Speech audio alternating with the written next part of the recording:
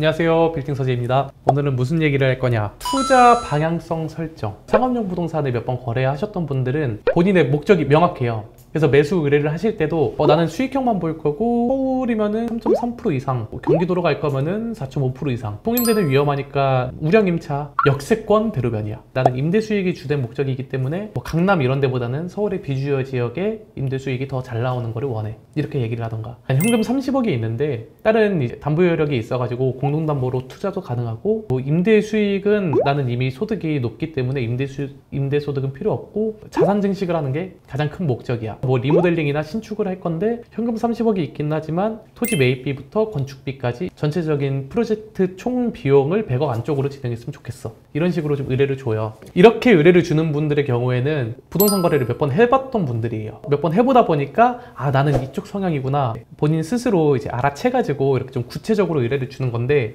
처음 투자해보는 분들 이런 게 없어요. 특히 처음 해보시는 분들은 일단 아파트 투자를 했든 사업을 했든 어느 정도 이제 목돈이 생겨가지고 나도 이제 건물주가 한번 돼보고 싶다 라는 생각이 들어서 찾아오게 되는데, 정말 아무것도 모를 수가 있어요.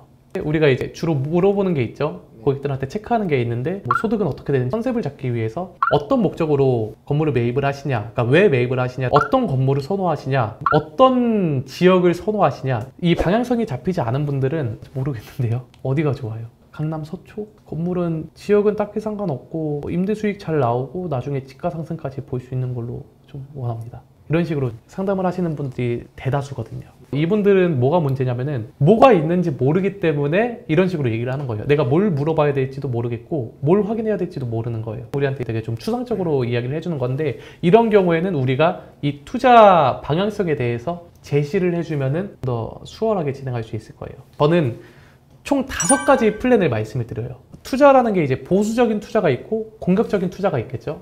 자산 상품 전체적인 것으로 봤을 때 부동산은 보수적인 투자라고 볼 수 있고, 예금 투자는 굉장히 보수적인 투자자, 주식 같은 경우에는 굉장히 공격적인 투자자, 주식 안에서도 또 나뉘어지게 되죠. 주식을 하는데도 보수적인 투자자가 있고 공격적인 투자자가 있어요. 공격적인 투자자는 테마주, 선물, 바이오 이런 거 건드릴 거고, 보수적인 투자자는 대기업 우량주, S전자, S하이닉스, 톡. 그러면은 부동산도 마찬가지로 공격적인 투자자랑 보수적인 투자자로 나뉘어지는 거예요. 그래서 이렇게 얘기하면 잘 모르죠. 공격적인 투자가 있고 보수적인 투자가 있는데, 저는 이거를 5단계로 조금 나눠봤어요. 보수적인 투자부터 얘기를 하면은 완성된 수익형 건물, 완성된 수익형 건물을, 만실 수익형 건물을 매입을 해서 물가 상승률에 따른 자연스러운 임대료 상승을 통해서 자산 가치를 상승시키고 매각하는 플랜. 이 경우에는 굉장히 안전하니까, 입지 있는 곳에 공실 리스크 없고 안전하게 이제 만들어져 있으니까 그냥 수익 받다가 조금씩 임대료 인상해가지고 나중에 수익 환원해서 매각하는 방법. 좀 안전하긴 할 테지만 큰 부가가치를 얻을 수 있지는 않겠죠. 내가 어떤 행위를 한 게 아니니까, 가치의 상승을 시킨 게 굉장히 좀 미미하니까. 그리고 그 다음은 완성형 된 건물인데 공실인 상태의 건물을 매입을 해가지고 내가 임차 구성을 해서 수익형 건물로 이제 매각을 하는 것.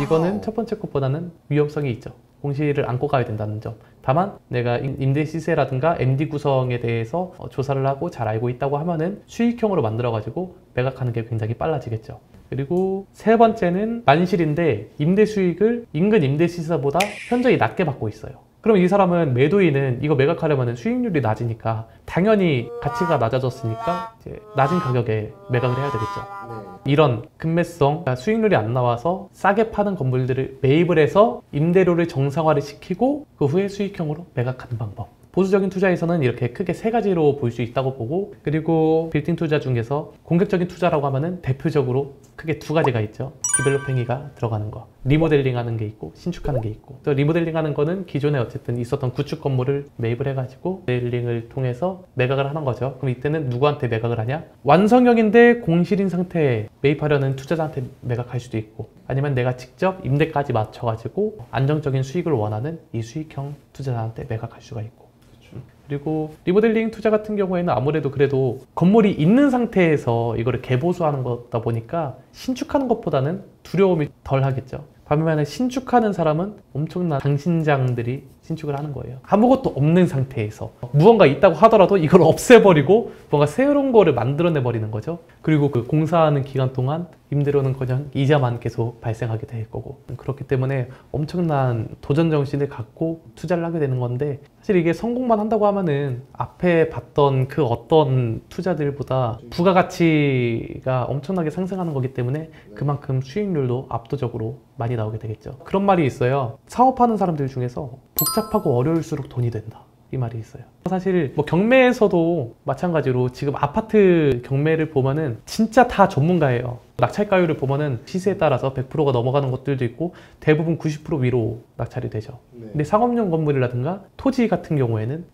낙찰률이 현저히 떨어지죠. 그만큼 아파트는 많이 노출되어 있고 시세 같은 경우에도 누구나 이제 볼 수 있고 개발 호재도 누구나 똑같이 알고 있고, 근데 상업용 건물이나 토지는 아파트에 비해서 개발성이 워낙 더 강하다 보니까 알 수 있는 정보가 적어지게 되고, 그러니까 내가 더 복잡하고 모르는 거다 보니까 이걸 해결하면은 더 큰 수익을 창출할 수 있겠죠. 빌딩 투자 안에서도 이렇게 그냥 완성형 만실 수익형 건물 매입하는 거는 사실 더 많은 사람들이 볼 수 있기 때문에 그만큼 수익이 더 줄어들게 되는 거고, 반대로 신축 같은 경우에는 굉장히 복잡하고 어렵고 더 전문적이니까 남들은 많이 하지 못할 테니까 부가가치가 더 커지게 되는 거예요.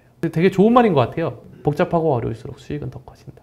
아마 첫 투자하거나 한두 번 해보신 분들은 아직 본인의 어떤 투자 성향을 파악하지 못했을 가능성이 굉장히 커요. 갈피를 못 잡고 있을 때 우리가 여러 가지 안을 제시를 해주면서 고객분께서 어떤 성향이 적합한지 알려주는 것도 우리의 몫이라고 생각을 합니다. 오늘 이 영상을 보시는 독자님들도 이 영상 보면서 그래도 간접적으로나마 내 투자 성향은 어떤지 한번 살펴보시고 이것들에 대해서 더 공부를 해보시고 전문가 상담을 받아보시면 더 이제 원활한 의사소통이 진행될 테니까, 돈을 쓰시는 건 여러분이잖아요. 그 공부하셔야 돼요. 아시겠죠? 오늘 영상 여기서 마치겠습니다. 감사합니다.